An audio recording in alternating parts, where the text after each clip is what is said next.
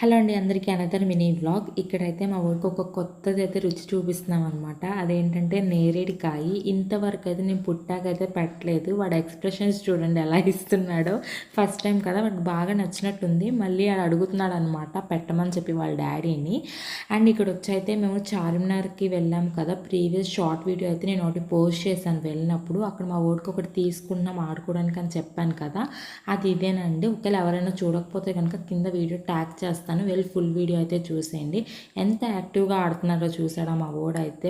ఆ షాడో పడినప్పుడు ఆ లైటింగ్ది బాగా యాక్టివ్గా అయితే ఆడుతున్నాడు అనమాట.